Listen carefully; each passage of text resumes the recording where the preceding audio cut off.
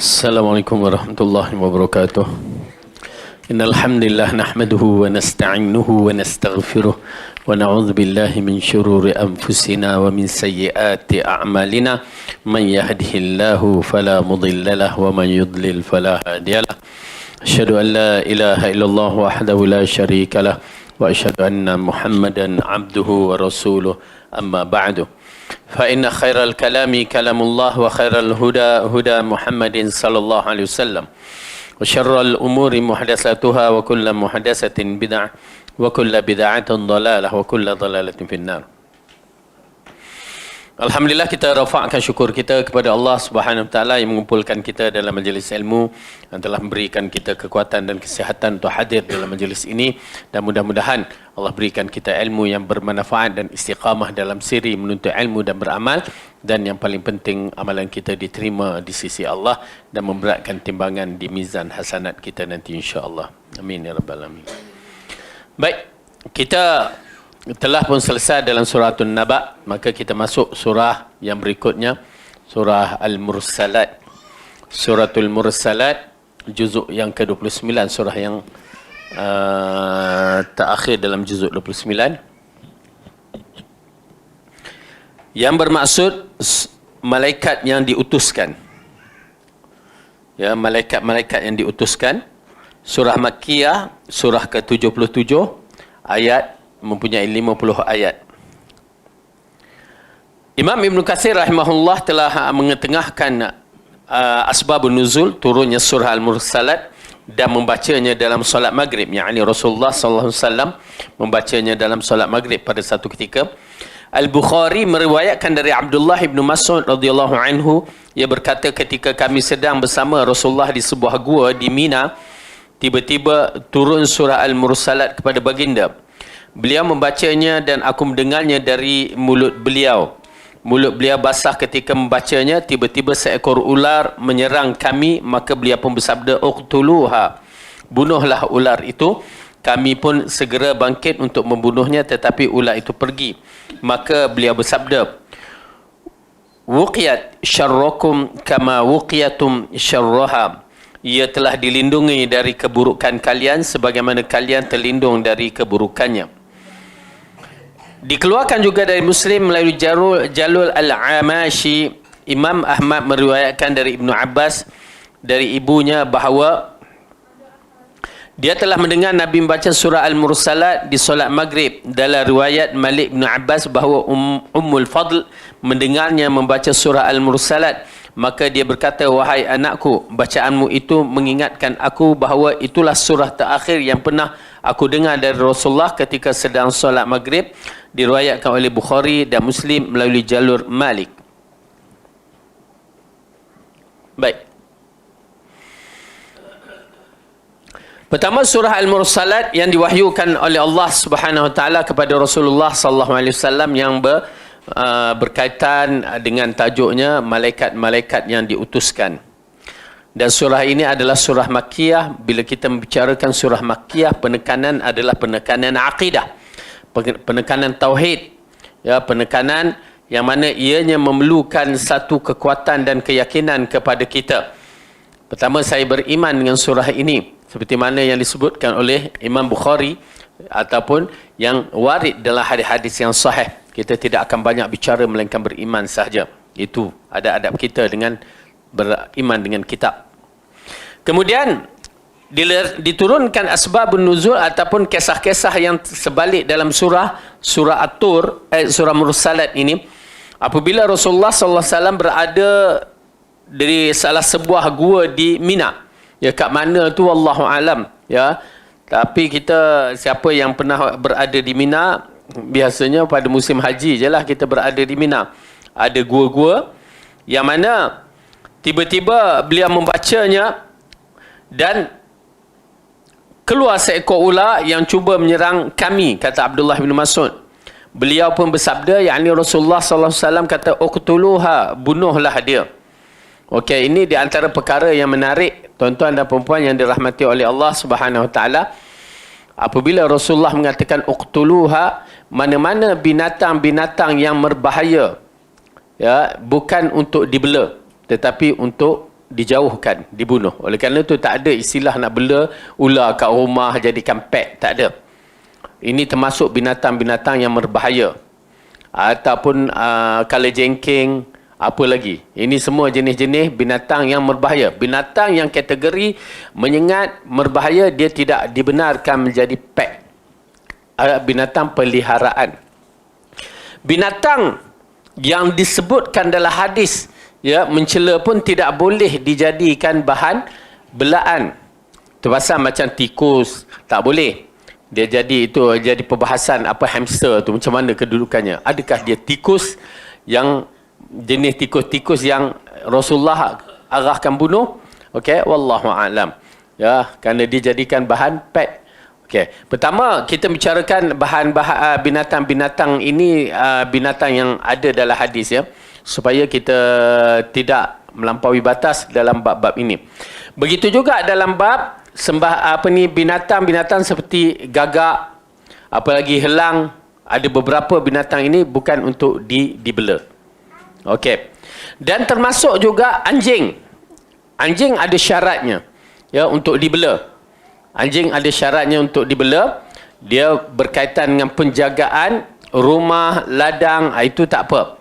Tetapi bukan jadikan pet ataupun binatang belaan yang dalam rumah seperti kucing. Kerana siapa yang bela berbentuk begitu, maka dia akan hilang pahalanya tiap-tiap hari. Satu qirat. Yang satu qirat itu sebesar Gunung Uhud. Ya, banjaran Uhud 7-8 kilometer tu. Besar. Kita ni tak tahu berapa banyak amalan kita ni. Berapa qirat ke berapa gram je ada. Ya. Okey. Ini di antara larangan. Jadi kita tengoklah binatang-binatang lain. Kalau nak buat research, itu lain cerita.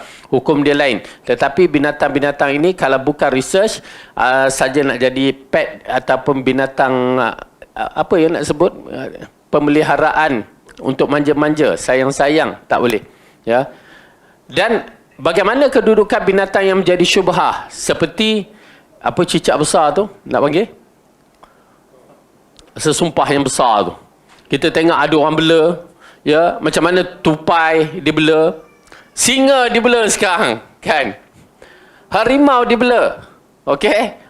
Sudah banyak sangatlah binatang-binatang yang dibela. Tapi secara kasar itu semua tanda alamat kiamat yang Rasulullah sebutkan dalam hadis, bahawa binatang-binatang ni menjadi jinak. Ya, menjadi jinak sampai duduk dengan lembu, kambing pun tak ada apa-apa, dia tak teringin pun nak makan. Ya, itu semua tanda-tanda kiamat. Okey, baik. Dan yang menarik sekali, apabila kisah ini diceritakan, Rasulullah kata, uqtuluha, bunuhlah dia. Kerana ramai yang menjadi isu dalam bab ini apabila dia berkaitan dengan ular-ular yang masuk di dalam rumah.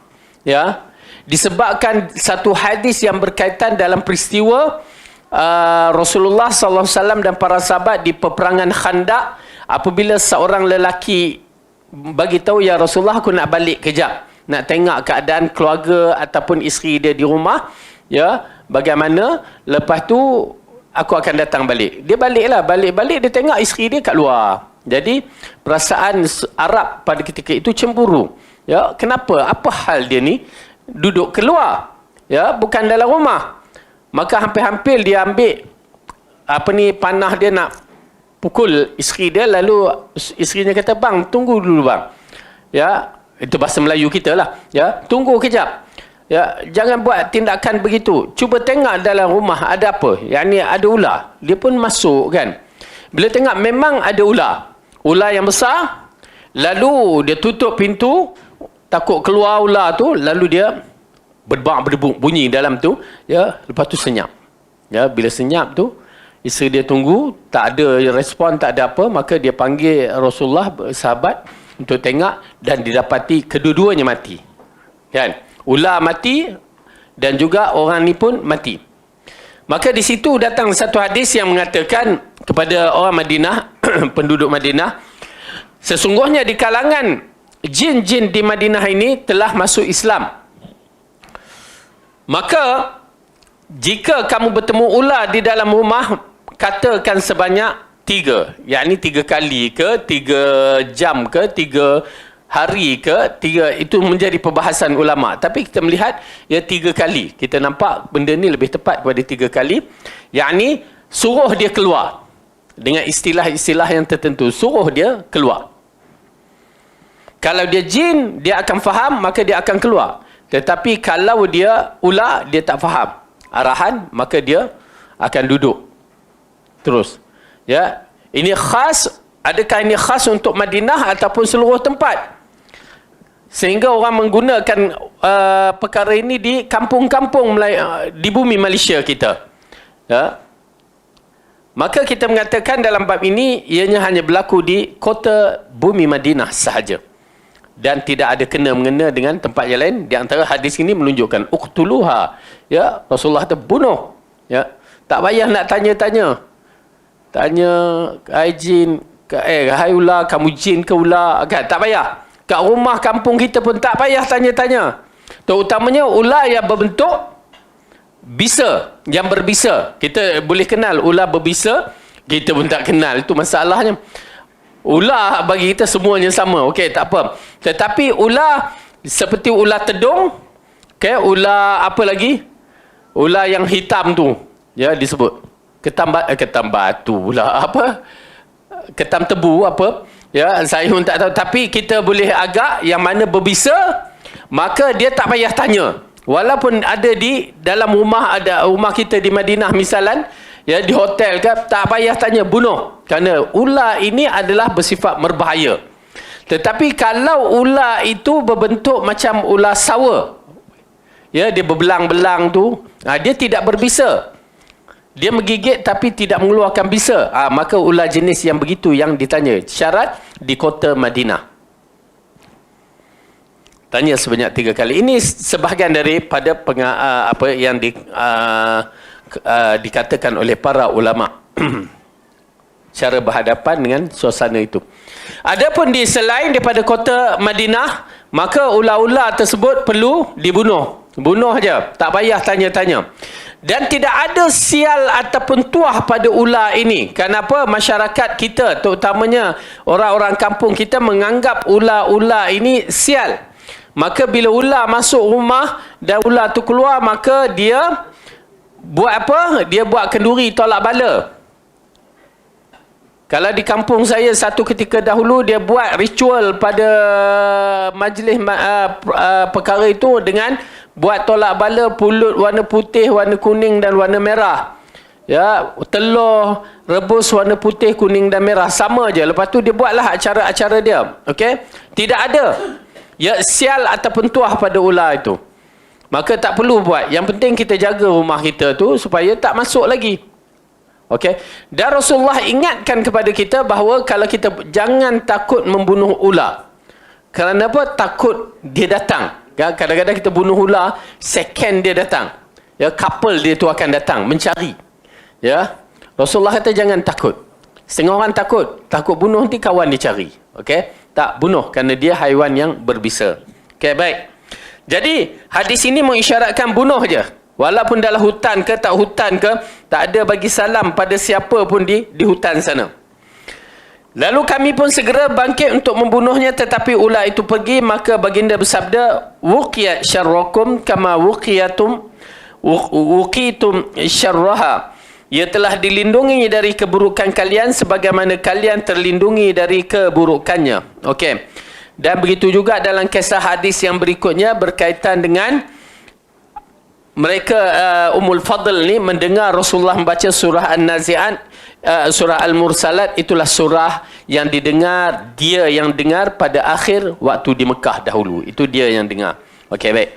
Jadi kita masuk bab surah ini. A'udzu billahi minasy syaithanir rajim. Bismillahirrahmanirrahim. Wal mursalati 'urfa fal 'asifati 'asfa wan nashirati nashra fal fariqati farqa fal mulqiyati dhikra 'udhran aw nudhra innama tu'aduna lawaqi'. demi malaikat-malaikat yang diutuskan untuk membawa kebaikan, dan malaikat-malaikat yang terbang dengan kencangnya, dan malaikat-malaikat yang menyebar rahmat Allah dengan seluas-luasnya, dan malaikat-malaikat yang membeda antara hak dan yang batil dengan sejelas-jelasnya, dan malaikat yang menyampaikan wahyu untuk menolak alasan-alasan atau memberi peringatan. Sesungguhnya apa yang dijanjikan kepadamu itu pasti berlaku. Baik. Ibnu Hatim rahimahullah berkata dari Abu Hurairah, firmannya, wal mursalati urfa, demi yang diutuskan untuk membawa kebaikan, yakni para malaikat. Diriwayat dari Abu Saleh berkata, yakni para utusan. Dalam riwayat lain, yakni malaikat. Demikian pula pendapat Abu Saleh, as-sifatul an-nashirat wal fariqat al-muqiyat, bahawa mereka adalah malaikat-malaikat. Baik. Dalam ayat ini menceritakan tentang makhluk Allah yang kita wajib beriman. Ya, beriman dengan malaikat.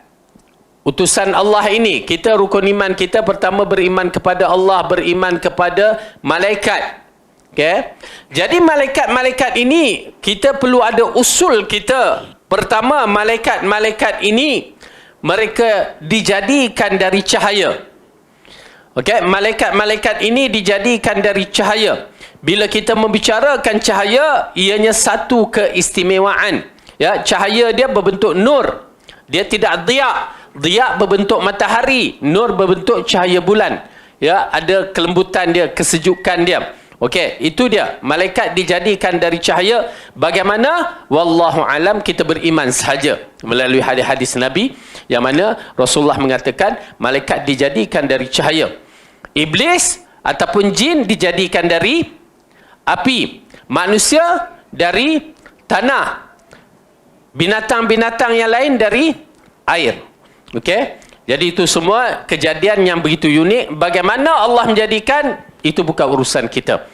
Mana yang dijadikan, kita beriman sahaja. Baik. Pada masyarakat Malaysia, dia menceritakan wajib beriman kepada malaikat, terutamanya 10 malaikat. Apa ada kita malaikat yang 10 ni? Ya. Itu bagus juga kita katakan kita hafal. Kenapa? Kalau tak dipaksa begitu, kita tak hafal langsung.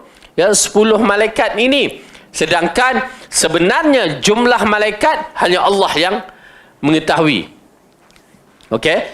Malaikat banyak mana hanya Allah yang mengetahui, tetapi pada tiap-tiap hari dia masuk ke Baitul Ma'mur itu, ya, dengan jumlahnya begitu banyak. Tiap-tiap hari 70,000 masuk tiap-tiap hari. Okey? Adakah hari kita atau hari di sisi Allah? Wallahu alam, kita beriman saja dia masuk ke Baitul Ma'mur, ya, dalam keadaan yang begitu. Dan bila dia keluar, dia tidak akan datang semula. Ya, dia tak akan datang semula. Maksudnya malaikat lain pula yang datang. Okey, ini di antara perkara yang menarik, malaikat yang Allah ceritakan. Dan di antara sifat-sifat malaikat ini Allah ceritakan dalam surah Fatir. Dalam surah Fatir Allah berfirman, juzuk yang ke-22, surah yang ke-34, ayat yang pertama kita baca. A'udzu billahi minasy syaithanir rajim. Bismillahirrahmanirrahim. Alhamdulillahi fatiris samawati wal ardi ja'ilil malaikati rusulan uli ajnihatim masna wa thulatha wa ruba' yazidu fil khalqi ma yasha' innallaha ala kulli syai'in qadir.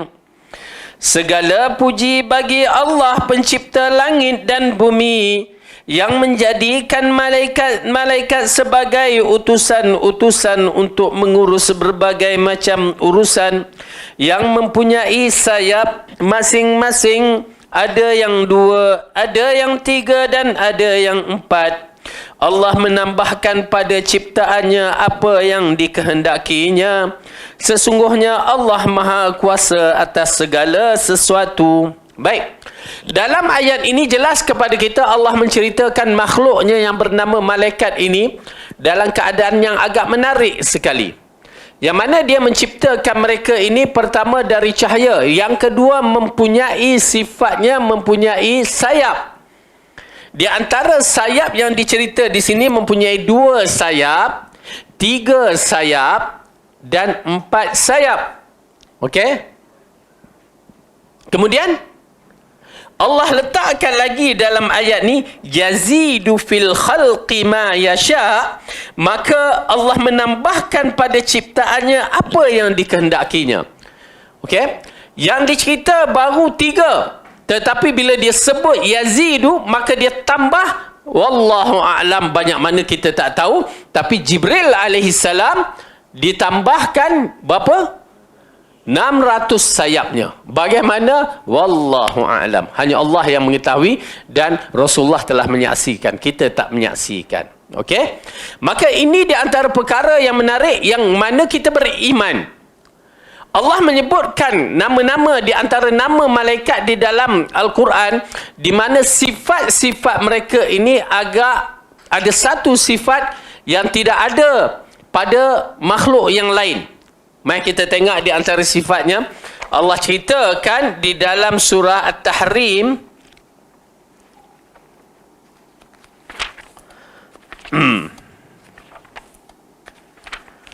Okey.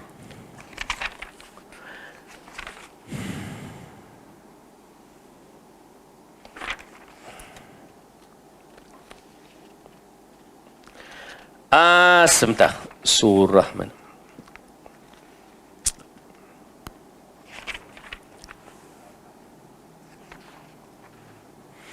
Tidak.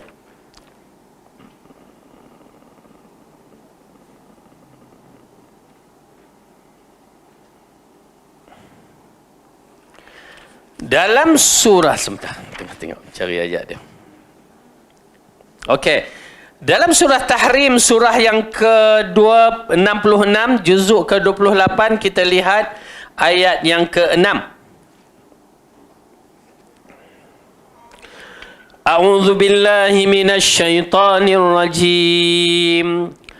Ya ayyuhalladzina amanu qu anfusakum wa ahlikum nara. Qu anfusakum wa ahlikum nara wa quduhan nasu wal hijarah. عليها ملائكة غلاظ شداد لا يعصون الله ما أمرهم ويفعلون ما يؤمرون. Wahai orang yang beriman, peliharalah dirimu dan keluargamu dari api neraka yang bahan bakarnya adalah manusia dan batu. Penjaganya malaikat-malaikat yang kasar, yang keras, yang tidak menderhakai Allah terhadap apa yang diperintahkan kepadanya dan selalu mengerjakan apa yang diarahkan. Okey, ini di antara sifat malaikat. Walaupun dikaitkan dengan malaikat yang menjaga neraka, namun di antara sifatnya mengikut arahan Allah apa yang diarahkan. Mereka taat semata-mata. Kalau Allah kata sujud, dia akan sujud sepanjang zaman. Kalau Allah kata berdiri, dia akan berdiri sepanjang zaman. Dan dia ini adalah makhluk yang taat. Dia tidak diprogramkan untuk mengkhianati ataupun buat suka hati. Dia tak ada. Yang taklif yang besar, manusia dan jin. Ya, 2 makhluk ini. Ya, ada nafsu, ada otak dia nak auta ke apa ke, ada. Maka beza para malaikat. Oleh kerana itu dalam bab malaikat kita beriman, dia mengikut arahan Allah. Dia tak ikut arahan lain. Dan dia mempunyai ciri-ciri yang kita tahu, ada yang besar, ada yang berbagai-bagai bentuk. Dan dia berterbangan di mana-mana mengikut arahan Allah.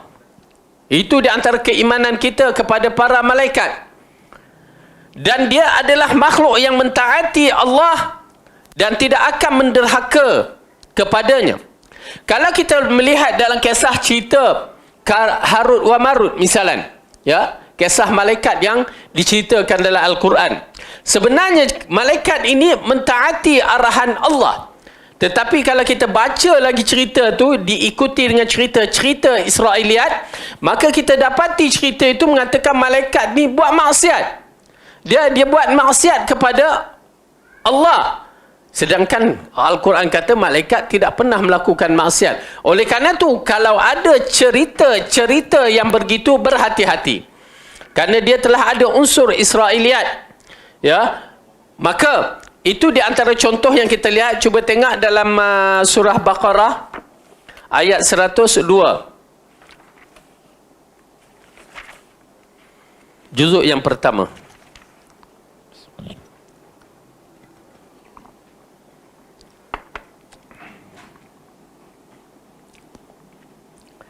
أعوذ بالله من الشيطان الرجيم واتبعوا ما تتلو الشياطين على ملك سليمان وما كفر سليمان ولكن الشياطين كفروا يعلمون الناس السحر وما أنزل على الملكين ببابل هاروت وماروت وما يعلمان من أحد حتى يقولا إنما نحن فتنة فلا تكفر فيتعلمون منهما ما يفرقون به بين المرء وزوجه وما هم بضارين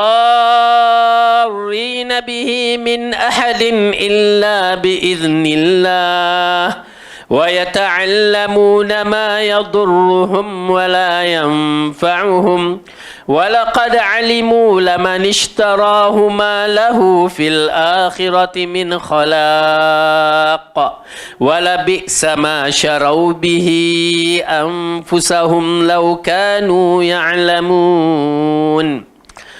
Dan mereka mengikuti apa, yakni kitab sihir yang dibaca oleh syaitan-syaitan pada masa kerajaan Sulaiman. Dan mereka mengatakan bahawa Sulaiman itu telah mengajarkan sihir. Padahal Sulaiman tidak kafir, tidak mengajarkan sihir. Hanya syaitan-syaitan itulah yang kafir mengajarkan sihir.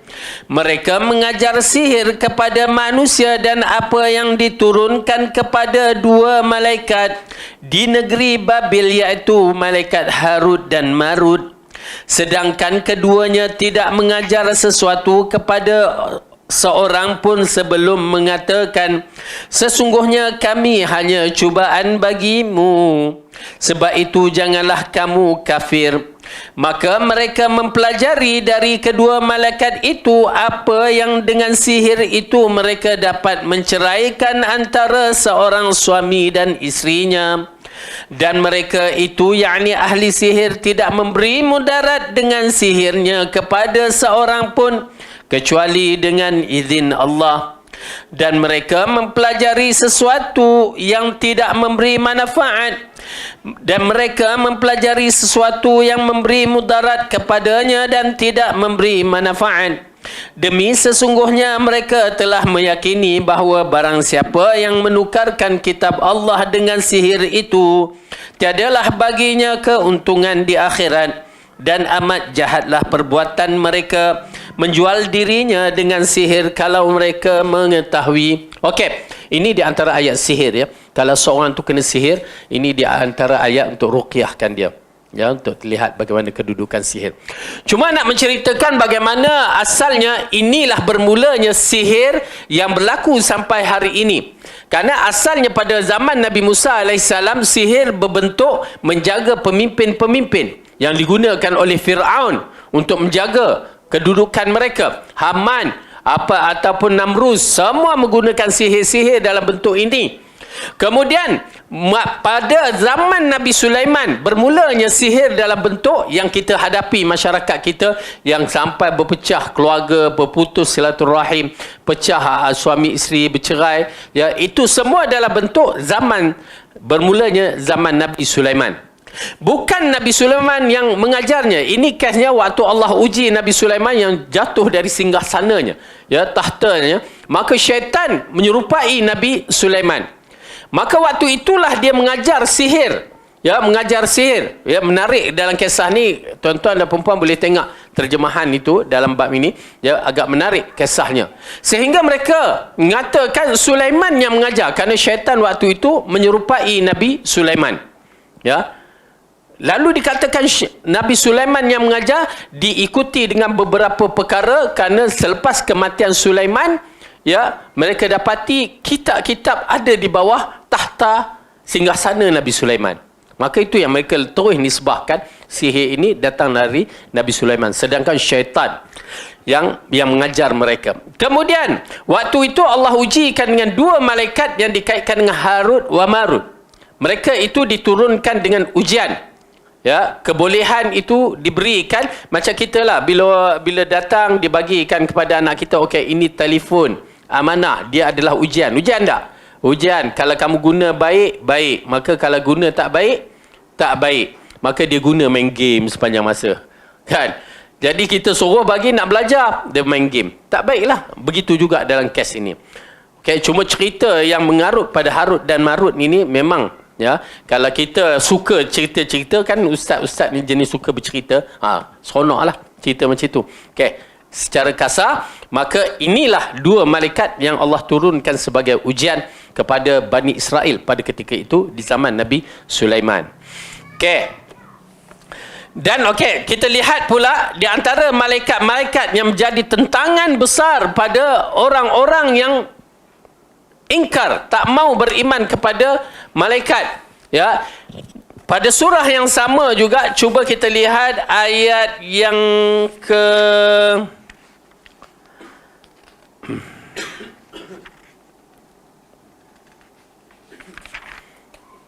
sebelumnya. Okey, sebelumnya.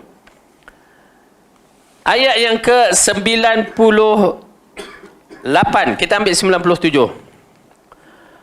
أعوذ بالله من الشيطان الرجيم قل من كان عدوا لجبريل فإنه نزله على قلبك بإذن الله مصدقا لما بين يديه وهدى وبشرى للمؤمنين من كان عدوا لله وملائكته ورسله وجبريل وميكال فإن الله عدو للكافرين. Dan sesungguhnya, katakanlah barang siapa yang menjadi musuh Jibril, maka Jibril itu telah menurunkan Al-Quran ke dalam hatimu dengan izin Allah, membenarkan apa yakni kitab-kitab yang sebelumnya, dan menjadi petunjuk serta berita gembira bagi orang-orang yang beriman. Okey. Dalam ayat ini mengisyaratkan rupanya para malaikat ni bukan semua yang suka. Kenapalah kita kata itu? Pasal dalam bab ini, tuan-tuan dan puan-puan, beriman. Dan beriman kepada malaikat pun ada syarat-syaratnya. Bukan main beriman macam setengah orang. Berhati-hati. Ya, mereka sampai minta kepada malaikat. Ya, wahai malaikat, tolonglah aku, kan. Ya, kenapa? Oh, kita nak minta malaikat supaya lindung kita. Tak boleh dalam bab yang begini. Walaupun malaikat muqarrabun, kita kena minta kepada Allah. Kerana ditakuti ada unsur-unsur syirik yang meletakkan malaikat itu menjadi seperti Tuhan. Oleh kerana itu, tuan-tuan dan perempuan, berhati-hati. Ya, setengah orang zaman dulu kata simpang malaikat 44. Apa maksud tu tak faham saya. Sampai sekarang tak faham. Kalau 40 tu hadis arba'in tu fahamlah. Ya, hadis 40 tu yang jadi isu. Tapi bila sebut malaikat 44, apa tu? Simpang 4. Malaikat 44. Tak faham sampai sekarang. Okey, Ala kulli hal, nak menceritakan kelompok yang paling benci kepada malaikat Jibril. Kerana apa? Waktu Rasulullah ditanya oleh Abdullah ibn Salam tentang beberapa perkara, makanan yang pertama yang dimakan ahli syurga, lepas tu tentang anak, ada 3 soalan itu, maka Rasulullah mengatakan sesungguhnya baru tadi Jibril datang memberi wahyu kepadaku. Lalu Abdullah bin Salam mengatakan itulah Yahudi paling benci malaikat ini, kan? Dia benci malaikat sebab apa? Sebab malaikat Jibril tak turunkan wahyu kepada Yahudi. Dia ingat malaikat ni ikut program dia ke apa? Oleh kerana tu malaikat mengikut arahan Allah. Wahyu yang diturun adalah milik diberikan kepada Rasulullah. Ya, itu pasal dibenci. Dan ada kelompok yang kedua membenci Jibril. Siapa tu? Abu Wais.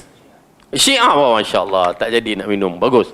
Okey, Syiah adalah penentang Jibril. Sampai satu yang dikeluarkan, saya na'udzubillah bila dengar wanita tu bercakap dari Indonesia, kami beriman dengan macam mana? Bukan. Yang tu. Kami beriman dengan Tuhan yang menurunkan wahyu kepada Ali dan kami tak beriman dengan Tuhan yang menurunkan kepada Muhammad. Oh, jahat. Kalimah kufur. Dan kalimah juga dia mengatakan Jibril tersilap menghantarkan wahyu seharusnya kepada Ali, bukan kepada Muhammad. Kalimah kufur. Siapa yang beriman dalam bab wahyu yang begitu, kufur. Yakni jatuh kafir kalau tidak dia tidak mengubahkan iktikad dia. Ya, dia akan menjadi kafir. Ini di antara perkara yang penting kita berhati-hati dalam bab beriman kepada para malaikat. Berbahaya ya, kita melihat ada benda-benda seperti mana yang saya katakan, beriman dengan hari akhirat pun kena ikut hadis-hadis yang sahih. Kalau tidak, kita akan tersalah cara beriman di hari berkaitan dengan hari akhirat, boleh merosakkan akidah kita. Seperti mana kita beriman kepada Allah kena cara yang betul. Kalau kita beriman dengan cara falsafah, akan merosakkan akidah kita. Dan juga beriman dengan para malaikat pun begitu juga. Dia tak boleh datang-datang. Saya pun rasa tak berapa selesa apabila di kalangan ustaz-ustaz bercerita, ya, seolah-olah dia tahu apa yang berlaku, ya, dengan keadaan malaikat adalah persoalan yang gaib. Ya, kita dengar. Tapi orang gelak lah, orang suka lah dengar cerita tu.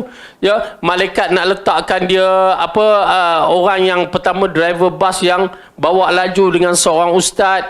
Lalu malaikat tu tanya begitu. Itu bukan kaedah kita menggunakan nama malaikat-malaikat untuk nakkan orang gelak ketawa. Tak boleh. Tuan-tuan dan puan-puan, berbahaya. Ya. Beriman dengan malaikat itu dengan cara yang betul, bukan untuk diceritakan malaikat begini lepas tu orang gelak ketawa, ya, lepas tu kita jadikan ia sebagai satu cerita yang menyebabkan orang pun nak buat macam itu juga. Tak boleh.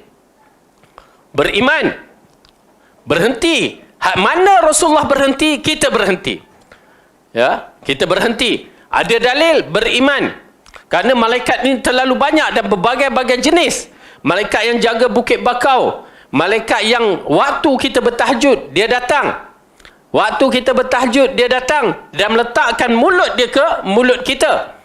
Itu suatu yang agak ajaib bagi saya beriman, hadis sahih. Begitu juga bila kita nak tidur, ada wuduk, malaikat akan ada di samping kita. Dan juga waktu seorang itu di permulaan wanita itu mengandung, bila cukup 120 hari diutuskan malaikat. Semua itu mesti ada dalil, kerana persoalan ghaib. Persoalan ghaib, dia tidak boleh guna akal. Kerana sehari dua ni pun kita tengok dalam berbagai-bagai cerita ni agak leceh lah. Ya, bila mereka sebut malaikat, lepas tu mereka bawa cerita mereka sendiri yang kita lihat tidak ada di dalam dalil-dalil yang sahih. Okey, baik. Dan saya agak tertarik di dalam surah, memang ini saya suka sangat, ya, apabila Allah menceritakan bagaimana kedudukan surah apa ya? Ahli syurga. Allah menceritakan keadaan dia yang hebat tu. Sebentar ya.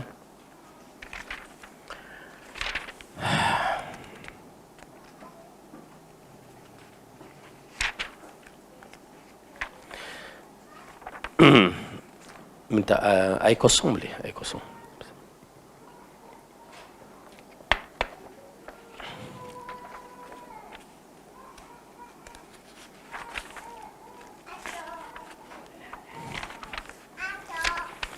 Baik.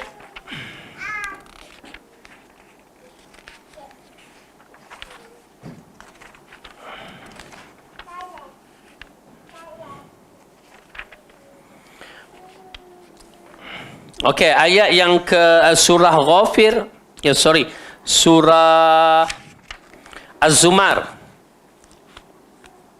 Ayat yang ke-75.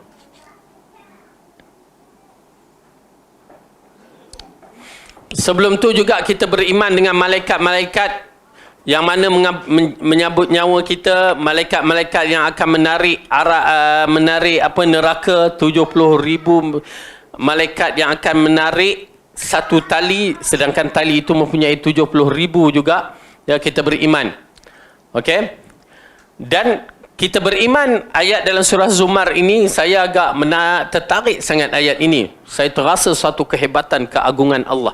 Ya, dalam ayat ini apabila Allah berfirman, A'udzu billahi minasyaitonir rajim. Ini berkaitan dengan kalau kita lihat sebelum tu, Allah menceritakan bagaimana ahli syurga masuk berombong-rombongan dan ahli neraka dimasukkan juga berombong-rombongan. Ya, ayat sebelum tu ayat 71 untuk ahli neraka dan ayat 73 untuk ahli syurga. Ya, memang ini satu gambaran yang saya suka sangat. Ya, ayat ni. Dan pada akhir ayat ini Allah ceritakan, wa taral malaikata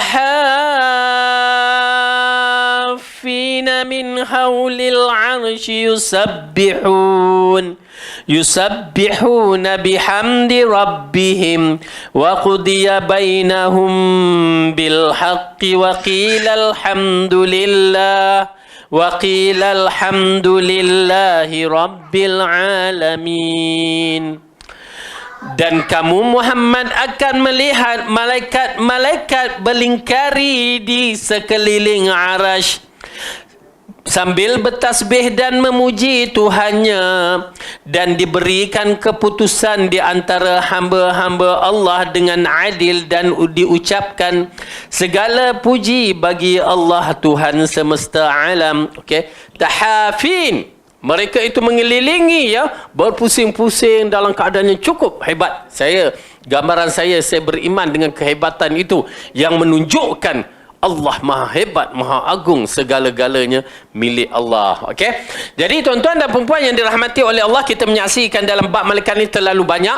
Cuma saya nasihatkan supaya beriman seperti mana yang diajarkan oleh Allah dan Rasul melalui hadis-hadis yang sahih. Dan jangan kita berbicara malaikat ini, ya, tuan-tuan akan dengarlah orang bercerita tentang malaikat yang tidak ada dalil, ya. Na'udzubillah, dia boleh menjatuhkan kufur apabila kita membicarakan malaikat itu sesuka hati kita. Ya, berhati-hati. Ya. Jadi ini perkara yang penting dalam kita beriman kepada malaikat.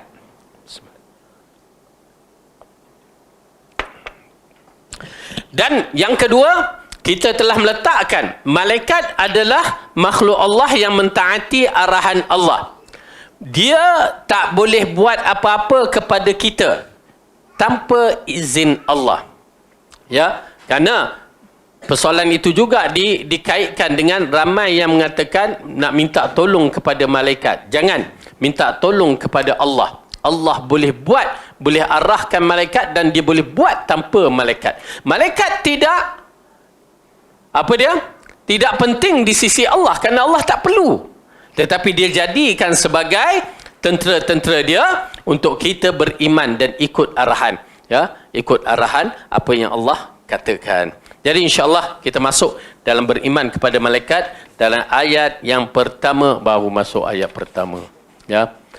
Bismillahirrahmanirrahim.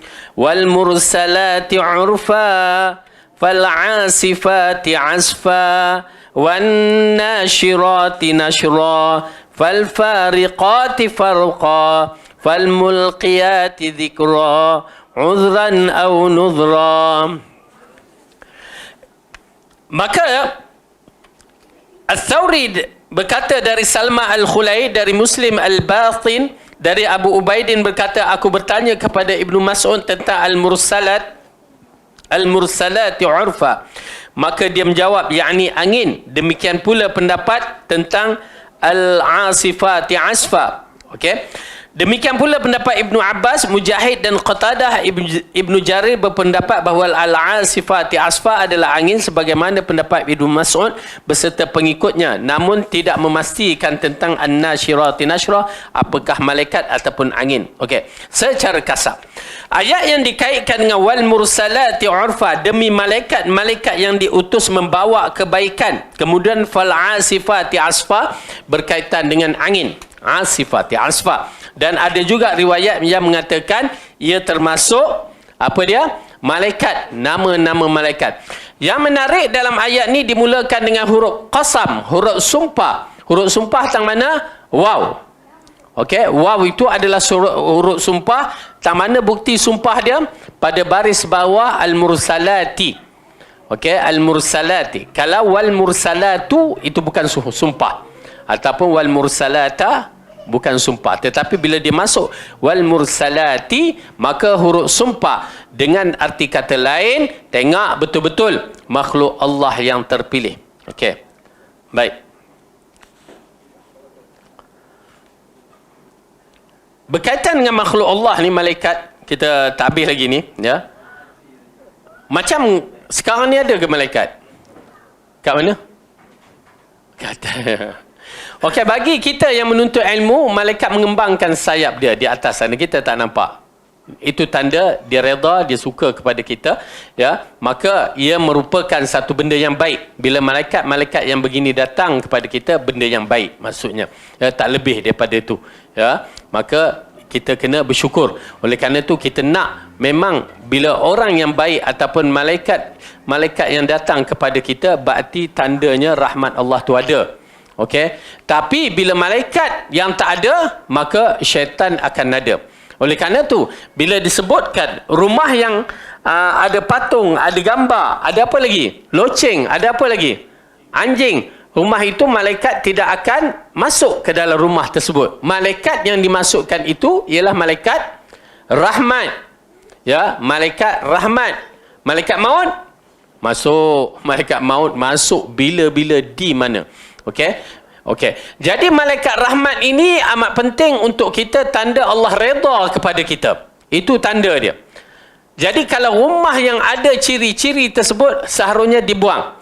Terutamanya bagi mereka yang berhadapan dengan masalah sakit jiwa lah, katakan kena rasukan ataupun masalah-masalah yang dikatakan kena rasukan lah, senang, ya. Perubatan di antara ubat yang paling penting membuangkan benda-benda ni. Ya, apa dia, patung-patung di dalam rumah, gambar-gambar dalam rumah, anjing, lagi apa, loceng, itu semua dibuang. Dan kita nasihatkan muzik dibuang. Ya, kerana dia adalah sumber di antara sumber racun kepada orang yang sedang berubat. Kalau kita dengar muzik nak berubat, macam orang kencing manis ni, ya, apa dia, nak berubat tapi makan gula. Serupalah tu. Jadi tak boleh nak berubat dengan cara yang baik. Okey? Baik. Jadi malaikat-malaikat, kita seterusnya dalam bab ini, malaikat yang diutuskan membawa kebaikan, dan malaikat-malaikat yang terbang dengan kencangnya, dan malaikat-malaikat menyebarkan rahmat dengan seluas-luasnya, dan malaikat yang membezakan antara hak dan batil dengan sejelas-jelasnya, dan malaikat yang menyampaikan wahyu. Okey, ketua malaikat adalah Jibril alaihissalam, dan dia hanyalah malaikat yang membawa wahyu kepada para nabi. Ya. Jibril adalah malaikat yang membawa wahyu kepada semua para nabi.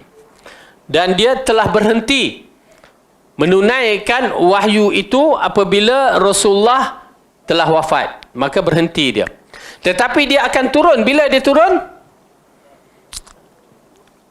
Aiyah, pada malam Lailatul Qadar dia turun. Yang disebutkan dalam ayat itu Ar-Ruh. Oleh kerana itu kalau kita menyaksikan dalam penafsiran Al-Quran, Ar-Ruh itu adalah Jibril alaihissalam. Dan dia turun itu bukan untuk menjadikan ataupun menyampaikan wahyu kepada sesiapa. Tak, dia mengikut arahan Allah. Itu je. Tak lebih daripada itu.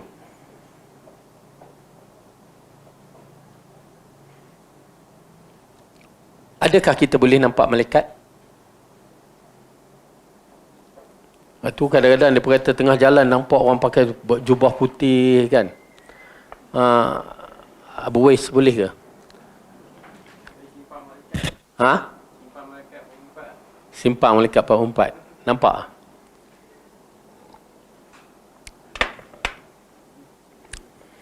Kita akan nampak malaikat pada hari kematian kita. Itu je. Ya, kita akan nampak pada hari kematian kita. Ya. Pada hari kematian kita, kita akan menyaksikan benda-benda gaib lah secara kasar. Yang ni malaikat maut. Kerana dalil apabila Rasulullah mengatakan, apabila melalui hadis Bara' Ibn Azib, bila seorang itu sampai ajalnya, maka malaikat itu akan duduk kiri dan kanan sejauh mata memandang. Ya. Digambarkan, dinampakkan. Oleh kerana itu orang yang mati dalam keadaan orang yang dalam nazak tu dia sedang fokus menyaksikan apa yang sedang berlaku. Okey, wallahu alam. Secara kasarnya begitu kedudukannya. Okey. Waktu yang lain tidak ada.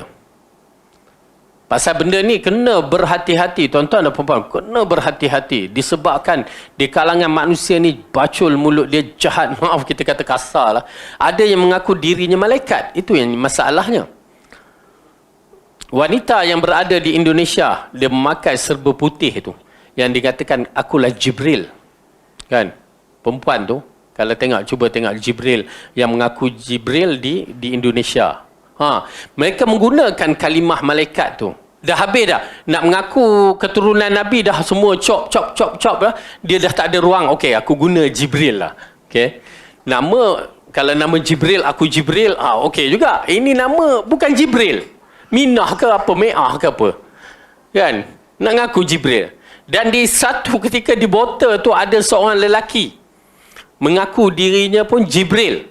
Oh, kacau betul. Dia burukkan nama tempat saya pula. Teluk Kepayang tu. Area Teluk Kepayang botol lah tu. Yang mengaku dirinya Jibril. Okey? Ini di antara pengkhianat. Pengkhianat dalam agama kita. Ya. Subhanallah. Auzubillah. Okey. Jadi, oleh kerana tu, bila kita membicarakan malaikat kembali kepada asal, ya, ianya asalnya tidak boleh dilihat kecuali yang Rasulullah lihat. Itu Nabi, Rasulullah nampaklah Jibril. Sebanyak berapa kali? 2 kali dinampakkan kepada Rasulullah sallallahu alaihi wasallam. Dan cuma malaikat ini berlaku penjelmaan dia di zaman Rasulullah, ya, dia menjadi seorang lelaki yang paling segak. Kita tahu dalam kisah Bani Israel pun ada diceritakan malaikat-malaikat yang menjelma itu semua adalah hadis-hadis yang sahih, kita beriman. Selain daripada itu tak ada. Ya, orang kata nampaklah malaikat apa semua tak ada. Macam mana kita nampak hantu? Nampak tak? Azizi, adakah hantu? Ya, tak ada, confirm. Tak nampak. Hantu tak ada. Ada. Pun was-was. Okey. Hantu tak ada. Yang ada jin. Okey. Siapa yang nampak? Orang yang kena rasuk tu je yang nampak. Orang lain tak nampak. Ya, ada seorang bomo di sana, dia scan, boleh scan. Dia scan, cek ada 30 ekor jin. Okey. Agak-agak siapa yang sakit? Dia yang sakit. Pasal dia boleh nampak. Kerana tabiat orang yang sihat dalam surah Al-A'raf, dia tak boleh nampak. Itu orang yang sihat. Bila dia kata dia boleh nampak, boleh tangkap pula tu, masuk dalam botol pula, dia kena ubat. Dia dah separuh gila tu. Kalau dah sampai boleh tangkap apa, dia dah separuh gila. Okey, janganlah kita pergi berubat. Okey, baik. Jadi malaikat pun begitu. Ya, malaikat selepas dia wafatnya Rasulullah, kita tak tahu ada ke tidak. Dan wallahu alam, dalam kisah-kisah macam peperangan di Afghanistan, kemunculan ini yang dinampak, wallahu alam, itu kita tak tahulah. Ya, mungkin disebabkan apa? Apabila kita dengar cerita-cerita tu, tapi kesahihannya wallahu alam. Tetapi bila seorang muslim itu berada di medan jihad fi sabilillah, memang pertolongan Allah tu akan ada lah, ya, dengan berbagai-bagai bentuk. Okey, baik. Jadi malaikat-malaikat yang menyampaikan wahyu, ya, ini mengisyaratkan ia dikaitkan, kalau ikut kenapa dia letakkan malaikat-malaikat menyampaikan wahyu, okey, sedangkan malaikat yang menyampaikan wahyu itu satu saja, tetapi perbahasannya bukan malaikat yang dikaitkan dengan Jibril, dia bercampur malaikat-malaikat yang menyampaikan berita gembira, malaikat yang ada berbagai-bagai. Ya, satu ketika Rasulullah duduk, dia mengatakan ada malaikat yang tak pernah turun sebelum itu, ya, sebelum ini untuk menyampaikan berita gembira kepada Rasulullah sallallahu alaihi wasallam. Okey, ini di antara perkara-perkara yang disampaikan oleh Allah, bahawa malaikat-malaikat ini akan datang dalam bentuk di zaman Rasulullah dalam bentuk yang asal, ada zaman para nabi dalam bentuk yang asal, dan juga bentuk manusia. Ya, dan juga bentuk manusia, tapi wallahu alam bagaimana bentuknya, tapi bentuk manusia. Misalan datang pada Nabi Ibrahim alaihissalam, ya, datang Nabi Ibrahim, waktu Nabi Ibrahim ketengahkan makanan, mereka tak usik, kan. Lepas tu datang kepada Nabi Lut dalam bentuk manusia dan segak. Jadi ini gambaran-gambaran malaikat yang didatangkan kepada para nabi sebelum ini. Wallahu alam. Kita berhenti malaikat berkaitan dengan malaikat kat sini je. Okey, ada apa soalan?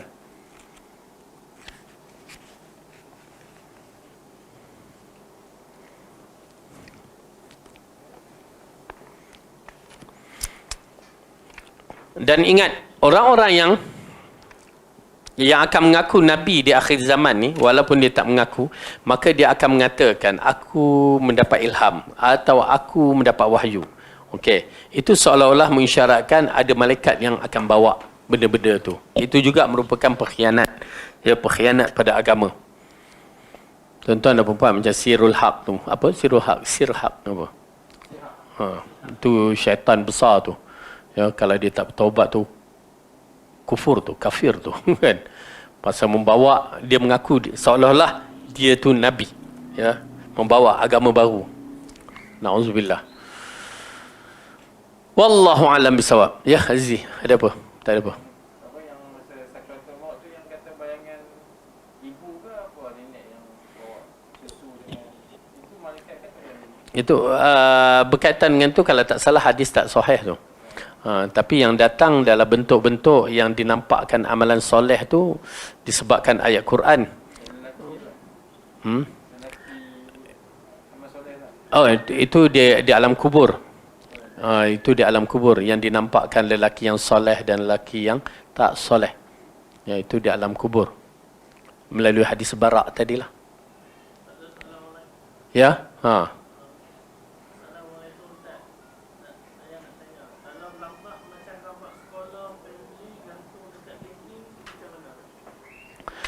Kita katakan gambar-gambar. Dia orang Kedah ke? Entah yang cakap gambar.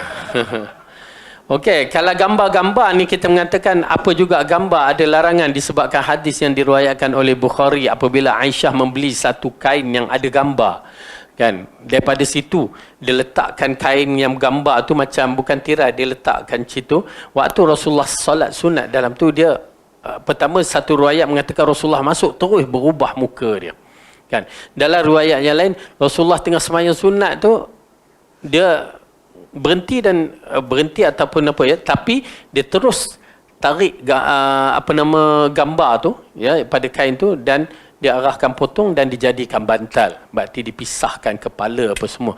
Oleh kerana tu Ibnu Abbas radhiyallahu anhuma mengatakan kalau nak juga melukis, ya, maka lukislah tumbuh-tumbuhan. Kalau nak juga melukis orang, maka buanglah kepala dia. Kalau buang kepala dah buat apa? Tak ada gambar lah, kan. Jadi dimaksudkan walaupun gambar tu gambar kita, ya, gambar, maksudnya kalau gambar tu ada bentuk terutamanya kepala tu, maka itulah masalahnya. Maka kalau ada, kita katakan simpanlah dalam album. Itu okey. Bukanlah okey apa, maksudnya lebih baik daripada dia meletakkan gambar-gambar pada rumah. Kerana itu di antara tanda malaikat takkan masuk. Wallahu alam. Habis bagaimana gambar pemimpin yang kita letak? Okey, itu tengok keadaan di mana kita. Kalau di pejabat, kita tak boleh nak kata apa-apa, itu arahan. Ya, tetapi kalau di rumah tak payahlah. Okey, tak payah. Kalau tak wajib diwajibkan, tak perlu.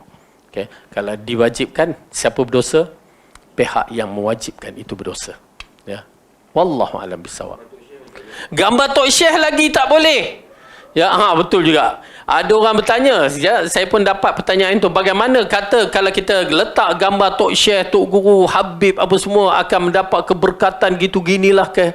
Tak boleh kalau Rasulullah sendiri ambil gambar itu dicarikan dia, dan Aisyah menceritakan Rasulullah bermuka merah marah kan. Lalu dikatakan dalam hadis itu, mereka yang membuat gambar, kita hanya meletak dah berdosa, mereka yang membuat gambar ini akan diazab di depan Allah dengan seteruk-teruknya, dan dikatakan hidupkan apa yang kamu lukiskan itu. Maka tu dia. Walau dia masalah gambar itu adalah kepala. Itu je masalah. Kalau kita letak badan pun, ialah kalau badan okey letak tak apa, tapi kalau ada kepala, ya, tapi muka ni dipadamkan, tak menjadi masalah. Oh, kacau betul ya. Tak, bagi saya as-sam wa ta'ah, ikut je arahan Rasulullah sallallahu alaihi wasallam, kerana dia berkaitan dengan ubudiyah, pengabdian kita kepada Allah. Ya. Allah sayang ustaz, nak letak nak anak cucu tengok-tengok dalam album. Ya. Kecuali di dinding Facebook ke, itu lainlah kan. Wallahu a'lam bissawab. Subhanakallahumma bihamdika asyhadu an la ilaha illa anta astaghfiruka wa atubu ilaik.